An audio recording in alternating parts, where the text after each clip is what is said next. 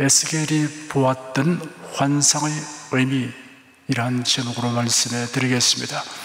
지금으로부터 2600년 전 이스라엘 백성들은 하나님의 말씀에 불순종하고 도덕적으로 부패하고 우상숭배에 빠졌습니다.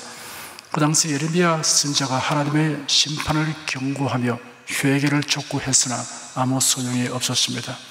그래야 결국 예레미야의 예언대로 유다 나라는 바벨론 왕 느부갓네살의 세 번째 짓글진 침공을 받아 예루살렘은 함락되고 유다 나라는 초토화되었으며 백성들은 바벨론의 포로로 끌려갔습니다. 바벨론의 포로로 끌려간 이스라엘 백성들 중에는 에스겔이라는 유명한 선지자가 있었습니다. 에스겔은 바벨론의 포로로 잡혀간 유대인들에게 예언의 말씀을 선포했습니다. 그는 예언, 비유, 상징, 표징들을 사용하여 포로가 된 백성들에게 하나님의 메시지를 극적으로 전달하였습니다. 오늘 본문 말씀은 에스겔이 기도하는 중에 하나님께서 보여주신 놀라운 환상을 기록하는 것입니다. 이 시간 저는 여러분에게 이 환상에서 두 가지 메시지를 찾아서 들려드리겠습니다. 하나는 성전에서 흘러나온 물의 깊이의 변화에서 우리의 신앙생활의 단계와 깊이를 비교하여 살펴보려는 것이며, 다른 하나는 성전에서 흘러나와 강물이 되어 도도하게 흐르는 그 물의 실체와 그 강물의 능력에 관한 것입니다. 첫째는 성전에서 흘러나온 물이 점점 깊어져 간 깊이의 변화에서 신앙생활의 단계와 깊이를 비교하여 살펴보겠습니다. 여기에 대한 본문 구절들을 다시 읽어드리겠습니다. 그가 나를 데리고 전문에 이르시니 전의 전면이 동을 향하였는데 그 문지방 밑에서 물이 나와 동으로 흐르다가 전 우편 제단 남편으로 흘러내리더라. 그가 또 나를 데리고 북문으로 나가서 바깥길로 말미암아 꺾여 동향한 바깥문에 이르시기로 본적 물이 그 우편에서 서며 나오더라. 그 사람이 손에 줄을 잡고 동으로 나아가며 일천척을 청량한 후에 나로 그 물을 건너게 하시니 물이 발목에 오르더니 다시 일천척을 청량하고 나로 물을 건너게 하시니 물이 무릎에 오르고 다시 일천척을 청량하고 나로 물을 건너게 하시니 물이 허리에 오르고 다시 일천척을 청량하시니 물이 내가 건너지 못할 강이 된지라. 그 물이 창일하여 헤엄할 물이요 사람의 능히 건너지 못할 것이더라. 에스겔이 본 환상에는 하나님의 성전 문턱에서 물이 나와 동쪽으로 흐르다가 제단 남쪽으로 흘러 내려갔습니다. 천사가 줄을 잡고 동으로 나아가며 일천척을 잰 후에 에스겔에게 그 물을 건너게 하였는데 물이 에스겔의 발목에 찼습니다. 그러자 천사가 다시 일천척을 재고 난 뒤 물을 건너게 하므로 에스겔이 건너보니 이번엔 물이 무릎까지 찼습니다. 천사는 또다시 일천척을 재고 에스겔에게 건너게 하였는데 이번엔 물이 허리까지 찼습니다. 천사가 또 일천척을 재고 물을 건너게 하였는데 그 물이 창일하여 헤엄을 치지 않고 걸어서는 건너지 못할 강이 되어 있었습니다. 이러한 장면은 성도들의 신앙생활의 깊이가 여러 가지임을 의미합니다. 처음 천사가 일천척을 청량한 후 에스겔이 그 물을 건너가 보니 물이 발목에 찼다고 했습니다. 이는 성도의 신앙 상태가 성령님에게 발목이 잡힌 것을 말합니다. 성령님에게 발목이 잡힌 사람은 삶의 방향에 커다란 변화가 일어납니다. 발목이 잡히면 자행자지하지 못합니다. 세상을 향해 가던 발걸음이 교회를 향하게 됩니다. 지옥을 향해 가던 발걸음이 천국을 향하여 가게 됩니다. 방향 전환을 하게 됩니다. 예수님은 회개하라 천국이 가까우느니라고 말씀하셨습니다. 회개는 헬라어로 메타노이아입니다. 돌이킨다는 뜻입니다. 방향 전환, 방향 수정을 의미합니다. 하나님을 떠나 있던 인간이 하나님께로 돌이키는 행위를 말합니다. 마치 예수님의 비유에 나오는 탕자와 같습니다. 둘째 아들이 아버지에게 나아가 아버지 재산 중에서 제게 돌아올 몫을 주십시오 라고 졸랐습니다. 마치 못해 아버지가 아들에게 재산을 분배해 주자 그는 재물을 다 모아가지고 먼 나라로 갔습니다. 그곳에서 그는 허랑방탕한 생활을 했습니다. 얼마 가지 못하여 가진 돈이 바닥나고 말았습니다. 그런데다가 설상가상으로 그 나라에 흉년이 들어 그는 극도의 궁핍에 처하였습니다. 일자리를 구하던 그는 겨우 들에서 돼지치는 일을 하게 되었으나 여전히 굶주렸습니다. 아버지의 집에는 종들도 풍족히 먹는 것을 생각한 그는 비로소 자신의 잘못을 깨달았습니다. 그러자 그가 스스로 돌이켜 말하기를, 내 아버지의 그 많은 풍군들에게는 양식이 넘쳐나는데 나는 여기서 굶어서 죽는구나. 내가 일어나 아버지께 가서 말씀드리기를, 아버지, 제가 하늘과 아버지께 죄를 지었습니다. 저는 더 이상 아버지의 아들이라 불릴 자격이 없으니 저를 아버지의 품꾼들 중에 하나로 삼아 주십시오 해야겠다 하였습니다. 그리고는 그가 일어나서 자기 아버지께로 돌아갔습니다. 탕자는 돌이켰습니다. 아버지를 등지고 떠났던 그가 방향을 돌이켜 아버지께로 돌아갔습니다. 이것이 곧 회개입니다. 성도 여러분은 이미 회개한 사람들입니다. 여러분의 삶의 방향을 바꾸어 하나님을 예배하는 삶을 살며 교회와 천국을 향한 생활을 하는 것은 귀하고 아름다운 일입니다. 참으로 복된 일입니다. 그러나 이것은 신앙생활의 기본에 불과하므로 여기에서 더 전진해야 합니다. 천사는 1,000척을 더 청량한 후 에스겔에게 물을 건너게 했습니다. 이번에는 물이 무릎까지 찼다고 했습니다. 성경에는 하나님을 경외하는 자가 하나님께 간절히 기도드릴 때 무릎을 꿇고 기도드리는 장면이 많이 있습니다. 엘리야 선지자의 기도하는 모습이 이렇게 묘사되어 있습니다. 엘리야가 갈멜산 꼭대기로 올라가서 땅에 꿇어 엎드려 그 물을 무릎 사이에 넣고, 이런 자세는 간절히 기도하는 모습입니다. 하나님께서 우상 숭배에 빠진 이스라엘을 징벌함으로 3년간 동안 하늘에서 비가 내리지 아니하자 곧 이스라엘 땅은 극심한 가뭄으로 위기에 처하게 되었습니다. 그러므로 엘리야는 하나님께 비를 달라고 간구하였습니다. 엘리야는 무릎을 꿇고 간절히 기도했습니다. 다니엘도 무릎을 꿇고 기도했습니다. 메대와 바사의 총리들과 방백들이 왕의 신임을 받는 다니엘을 시기 질투하여 그를 없애고자 모의했습니다. 그들은 왕에게 나아가서 앞으로 30일 동안 왕 외에 다른 신이나 사람에게 기도하는 자는 사자굴에 던져 넣도록 하자는 명을 만들 것을 건의했습니다. 그리고 금지령이 적힌 조서에 의인을 찍게 하였습니다. 의인이 적힌 조서를 바른 다니엘은 자기를 죽이려는 책략임을 알았습니다.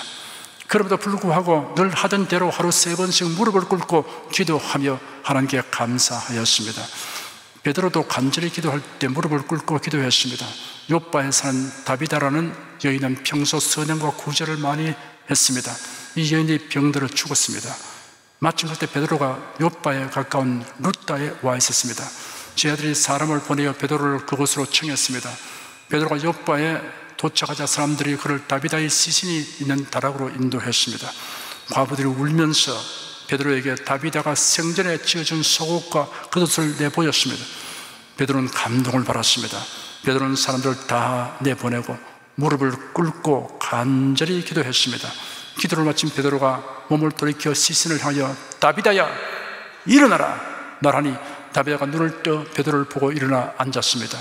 사도행전에는 사도 바울이 무릎을 꿇고 기도하는 장면이 기록되어 있습니다. 바울이 3차 전도 여행을 마치고 예루살렘으로 가는 도중 밀레도에 들렸습니다. 이곳에서 사람을 에베소로 보내어 장로들을 초청하고 그들에게 유언과 다름없는 말씀을 남기고 그들과 함께 무릎을 꿇고 기도했습니다. 그리고 바울이 두로에 가서 며칠 유하면서 성도들에게 하나님의 말씀을 전하였습니다. 사람들이 바울을 전송하기 위해 바닷가에 나왔다가 그곳에서 바울과 함께 무릎을 꿇고 기도했습니다. 또 바울은 에베소 교회 성도들에게 보낸 편지에 내가 아버지 앞에 무릎을 꿇고 비노니라고 썼습니다. 이러므로 물이 무릎에 찼다는 것은 기도하는 생활을 의미합니다. 천국을 향하여 걸어가는 방향 전환은 하였지만 아직도 무슨 일을 하든지 내 지혜, 내 경험, 내 능력에만 의존하여 해결하려고 한다면 이런 하나님을 도외시하는 교만이며 이러한 교만은 깨어져야 하며 꺾어져야 합니다. 그래야 하나님의 능하신 손 아래 겸손히 무릎을 꿇고 기도하는 신자가 되어야 합니다. 기도는 성도의 의무입니다. 사무엘 선지자는 나는 너희를 위하여 기도하기를 쉬는 죄를 여호와 앞에 결단코 범하지 아니하였다라고 말했습니다. 바울 사도는 말하기를 쉬지 말고 기도하라 하였습니다. 기도하지 않기 때문에 시험에 빠집니다. 예수께서 제 아들에게 시험에 들지 않게 깨어 기도하라고 말씀하셨습니다. 그런데 제 아들은 기도하지 않고 졸기를 잘했습니다. 예수께서 베드로, 야고보, 요한을 데리고 따로 높은 산에 올라갔을 때도 예수는 기도하시나 제자들은 기도하지 않고 졸았습니다. 겟세마네 동산에서도 예수는 땀이 땅에 떨어지는 핏방울 같이 되도록 기도하시는데도 제자들은 마냥 졸았습니다. 예수님이 한 번, 두 번 와서 깨웠음에도 불구하고 여전히 졸았습니다. 이처럼 기도하지 않고 졸았기 때문에 시험이 다가왔을 때 그만 시험에 들고 말았습니다. 대제사장들이 보낸 자들이 예수님을 붙잡으니 제자들은 다 도망갔습니다. 베드로는 사람들의 질문에 예수님을 모른다고 3번이나 부인했습니다. 에베소서 6장에는 마귀의 괴계를 능히 대적하고 악한 날에 서기 위하여 하나님의 전신갑주를 입으라는 명령 가운데 모든 기도와 간구로 하되 무시로 성령 안에서 기도하고 이를 위하여 깨어 구하기를 항상 힘쓰며 여러 성도를 위하여 구하고라는 말씀이 포함되어 있습니다. 발목에 힘을 얻고 일어선 사람이라고 할지라도 무릎에 힘이 없으면 힘차게 전진할 수 없습니다. 이러므로 우리가 성령님께 붙잡힌 바 되어 교회를 향하고 천국을 향하며 하나님께로 향하여 방향을 전환하였으면 힘차게 전진하기 위해 무릎에 힘을 얻어야 합니다. 그러기 위해서 우리가 기도하기를 힘써야 합니다. 기도는 성도의 의무일 뿐 아니라 특권입니다. 성경은 말씀하셨습니다. 구하라 그러면 너희에게 줄 것이요 너희는 내게 부르짖으며 와서 내게 기도하면 내가 너희를 들을 것이요 너희가 전심으로 나를 찾고 찾으면 나를 만나리라. 사랑하는 성도 여러분은 기도하기를 즐거워하며 힘써 기도하십시오. 하지만 더욱 깊은 신앙생활을 위해서는 더 전진해야 합니다. 천사가 다시 일천척을 청량하자 물이 에스겔의 허리에 찼다고 했습니다. 사람은 허리에 온몸을 지탱하는 힘이 있습니다. 그 때문에 허리를 다치면 아무 일도 할 수 없습니다. 허리는 사람이 활동하고 일하는 데 있어 매우 중요한 구실을 합니다. 이러므로 물이 허리에 찼다는 것은 봉사하고 헌신하는 생활을 의미합니다. 성도들을 위해 봉사하고 복음을 전하기 위해 헌신하는 것을 즐거움으로 삼는 사람은 신앙생활이 상당한 깊이에 이른 사람입니다. 성도는 이 땅에 사는 동안 많은 일을 합니다. 그런데 우리가 하는 일이 영원한 가치와 의미를 가지도록 해야 합니다. 고린도전서 15장에는 그러므로 내 사랑하는 형제들아 견고하며 흔들리지 말며 항상 주의 일에 더욱 힘쓰는 자들이 되라. 이런 너희 수고가 주 안에서 헛되지 않은 줄을 알미니라 라고 기록되었습니다. 우리가 행하는 모든 일이 결국 주님의 일에 관련되도록 해야 합니다. 우리가 성도를 위해서 헌신하고 불신자에게 복음을 전하기 위해 헌신하는 것은 직접적으로 주님의 일을 하는 것이며 이 일은 영원한 가치가 있습니다. 그리고 우리가 주님의 일에 시간과 재물과 몸을 들여 헌신하는 것으로 만족해서는 안 됩니다. 여기서 더 전진해야 합니다. 천사가 다시 일천척을 재니 헤엄을 쳐야 하는 강물이 되었습니다. 수영을 배우는 사람은 물에 자신을 완전히 맡기는 것부터 배워야 합니다. 물속에서 발부름을 치면 물속에 가라앉습니다. 몸을 물에 완전히 맡기면 물의 부력이 몸을 둥둥 뜨게 하여 줍니다. 헤엄을 쳐야 하는 창이라는 강물은 주님께 완전히 맡기는 생활을 의미합니다. 주님의 기쁨과 평안은 주님께 완전히 맡기는 자가 경험할 수 있습니다. 예수들을 믿으면서도 항상 수심만면이고 마음속에 불안이 떠나지 않는 사람은 하나님께 맡기지 않기 때문입니다. 주님께 모든 것을 완전히 내어 맡기면 우리 주 예수 그리스도의 평안과 기쁨이 마음속에 임하게 될 것입니다. 사도 베드로는 기록하기를 너희 염려를 다 주께 맡겨버리라. 이런 주님께서 너희를 돌보시기 때문이라 하였습니다. 또한 헤엄을 쳐야 하는 창이란 강물은 주님께 완전히 지배되고 예수 그리스도로 충만한 생활을 의미합니다. 창이란 강에 들어가면 발이 바닥에 닿지 않습니다. 물에 잠긴 몸은 물의 특성에 지배됩니다. 이와 같이 우리가 그리스도로 충만해지고 완전히 다스림을 받는 경지에 나아가야 합니다.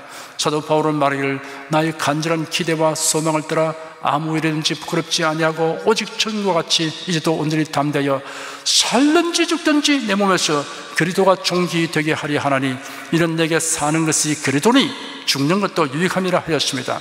또 말하기를 내가 그리스도와 함께 십자가에 못 박혔나니 그런즉 이제는 내가 산 것이 아니요 오직 내 안에 그리스도께서 사신 것이라 하였습니다. 이런 단계가 사천척의 이런 자의 신앙생활입니다. 신앙생활의 깊이는 발목에서 무릎으로, 무릎에서 허리로, 진정한 상태까지 이르러야 합니다. 성도 여러분은 모두 사천척의 신앙 상태에 이르러 철저히 주님을 신뢰하고 주님께 내어 맡기며 살아가십시오. 그래야 살든지 죽든지 내 몸에서 그리스도가 종기되게 하리 하나니 이제는 내가 산 것이 아니요 오직 내 안에 그리스도께서 사신 것이라고 말할 수 있게 되기를 축원합니다. 둘째는 성전에서 흘러나와 강물이 되어 도도하게 흐른 그 물의 실체와 그 강물의 능력에 관하여 살펴보겠습니다. 성전에서 흘러나온 물은 마침내 강이 되었습니다. 이 성전과 강물이 무엇을 의미하는지 말씀해 드리겠습니다. 천사가 에스겔을 데리고 강가로 가서 보게 한 광경이 다음과 같이 기록되어 있습니다. 그가 내게 이르시되 인자야 네가 이것을 보았느냐 하시고 나를 인도하여 강가로 돌아가게 하시고 내가 돌아간즉 강 좌우편에 나무가 있음이 많더라. 그가 내게 이르시되 이 물이 동방으로 향하여 흘러 아라바로 내려가서 바다에 이르니 이 흘러내리는 물로 그 바다의 물이 소성함을 얻을지라. 이 강물이 이르는 곳마다 번성하는 모든 생물이 살고 또 고기가 심히 많으리니 이 물이 흘러 들어가므로 바닷물이 소성함을 얻겠고 이 강이 이르는 각처에 모든 것이 살 것이며 또 이 강가에 어부가 쓸 것이니 엔게디에서부터 에네글라임까지 그물 치는 것이 될 것이라. 그 고기가 각기 종류를 따라 큰 바다의 고기같이 심히 많으리니와 그 진풀과 개풀은 소성되지 못하고 소금 땅이 될 것이며 강 좌우가에는 각종 먹을 실과나무가 자라서 그 잎이 시들지 아니하며 실과가 근치지 아니하고 달마다 새 실과를 맺으리니 그 물이 성수로 말미암아 나옴이라. 그 실과는 먹을 만하고 그 잎사귀는 약 재료가 되리라. 강물이 흘러가는 곳마다 모든 것이 치료되고 살아나며 풍성하게 되었습니다. 이러한 강물이 시작된 성전은 무엇을 상징하는 것일까요? 어느 날 예수께서 성전에 들어가셨는데 성전 안이 소와 양과 비둘기 파는 자와 돈 바꾸는 자로 인해 장터처럼 되어 있는 것을 보았습니다. 예수는 노건으로 채찍을 만들어 양이나 소를 모두 쫓아내시고 돈 바꾸는 사람들의 상을 쏟으시며 상을 엎으시고 그들을 주누르게 꾸짖었습니다. 이 광경을 보고 아연실색한 유대인들이 네가 이런 일을 하니 우리에게 무슨 표적을 보이겠느냐 하였습니다. 예수께서 대답하시기를 너희가 이 성전을 헐라 내가 사흘 동안에 일으키리라 하였습니다. 그러자 유대인들이 이 성전은 46년 동안 지었는데 네가 3일 동안에 일으키겠느냐? 라고 질문했습니다. 예루살렘 성전은 솔로몬이 지었습니다. 주전 586년 바빌론의 느부갓네살 왕에 의해 유대 나라를 망하고 백성들은 포로되어 갔으며 성전은 파괴되었습니다. 70여 년의 세월이 지나 유대인들이 바빌론 포로 생활에서 귀환하게 되었습니다. 당시 유대 총독이었던 스룹바벨에 의하여 성전이 재건되었습니다. 주전 516년 스룹바벨 성전이 완공되었으나 솔로몬 성전에 미치지 못하였습니다. 주전 19년경 헤롯 대왕은 성전을 재건축하려고 분해하기 시작하여 10년 만에 기초 골격을 완성하였으나 성전 공사는 주 64년에 마무리되었습니다.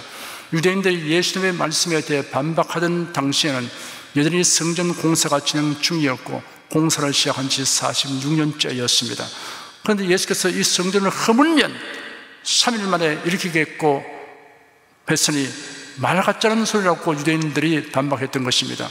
사실 성전은 단지 종교적인 용도의 건물이 아니라 신령한 의미를 지니고 있습니다.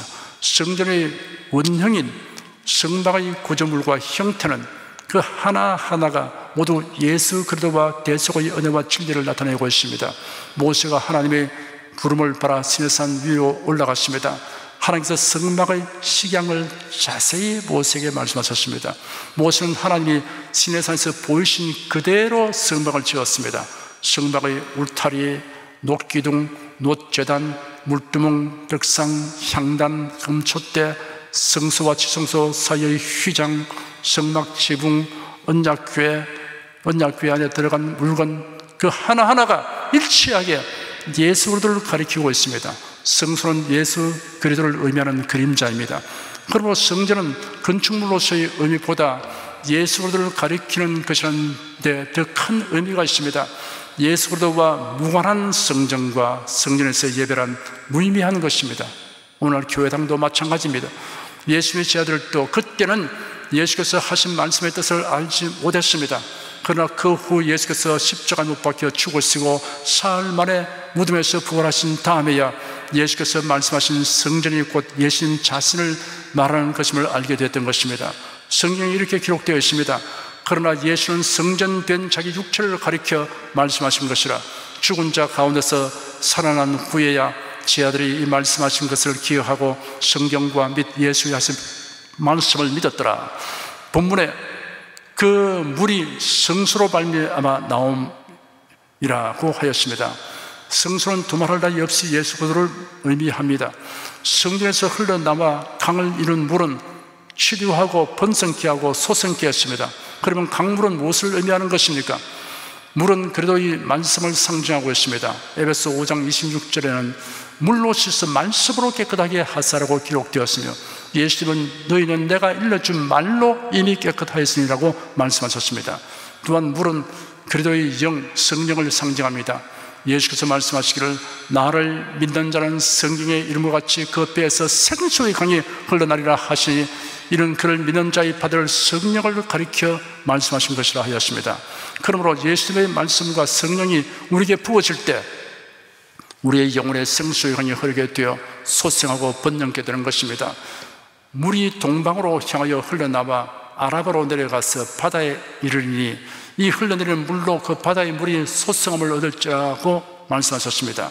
여기서 말하는 바다는 사해를 가리킵니다. 사해는 염해라고도 부릅니다. 염분의 농도가 극히 높아서 바닷물보다 5배에서 7배나 됩니다.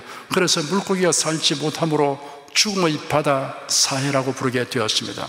그런데 성소에서 흘러나오는 물이 사해에 들어가면 사해의 짠물이 민물같이 되어 모든 생물이 살고 각종 물고기가 심히 많아진다고 했습니다. 이처럼 말씀과 성령은 치료의 능력을 나타냅니다. 또 말씀하시기를 강 좌우 가에는 각종 먹는 실과 나무가 자라서 그 잎이 설지 아니하며 실과가 끊치지 아니하고 달마다 새 실과를 맺으리니 그 물이 성소로 말미암아 나옴이라. 그 실과는 먹을 만하고 그 잎사귀는 약재료가 되리라 하였습니다. 그러므로 예수님의 말씀과 그리스도의 영인 성령은 생명을 얻게 하고 번성케 합니다.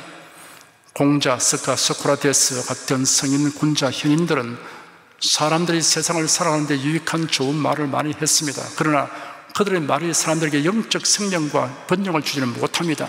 예수의 말씀과 성령은 영생을 얻게 할 뿐 아니라 번영하게 해줍니다. 그 사실을 역사가 증명하고 있습니다. 예수의 말씀을 받아들이고 성령으로 충만한 사람들이 사는 국가는 언제나 번성했습니다. 머리가 되고 꼬리가 되지 않았으며 위에 있고 아래에 내려가지 않았으며 구워질진정 꾸지 않았습니다. 주님의 말씀과 성령은 치료와 생명과 번영을 줍니다. 그러나 강물을 받아들이지 못한 수렁이나 웅덩이는 소성되지 못하고 소금 땅이 될 것이라고 하였습니다. 하나님 말씀을 멸시하고 성령의 감화와 감동을 배척하는 영혼은 결코 소생치 못하게 되며 결국 버림받게 됩니다. 하나님의 말씀과 성령은 우리의 영혼을 소생케 하고 치료하고 번성케 하므로 우리가 모든 일에 하나님의 말씀에 합당하게 행하고 성령님의 인도하심과 도우심을 구하며 살아가야 하겠습니다. 이스라엘 초대왕 사울이 큰 문제를 만났을 때 다급하니까 엔도르에 있는 무당을 찾아갔습니다. 변정하고 밤중에 찾아갔습니다. 하나님의 말씀을 듣고 성령님께 의존해야 하는데 그는 무당의 입에서 나오는 말을 듣고 무당이 불리는 악령의 말을 들었습니다. 그 결과 사울의 집안은 완전히 망하고 말았습니다. 우리는 사정이 아무리 급하고 어려워도 주님 말씀을 찾아가고 성령님을 의지해야 합니다. 말씀과 성령님은 모든 문제의 해답이며 인생을 치료하고 소생케 하며 번성케 해줍니다. 예수께서 이 땅에 계실 때 말씀과 성령의 권능으로 수많은 사람을 치료하시고 자유하게 하시며 풍성케 하셨습니다. 성경에 기록되기를 예수께서 말씀으로 귀신을 쫓아내시고 병든 자를 다 고치시니 하였습니다.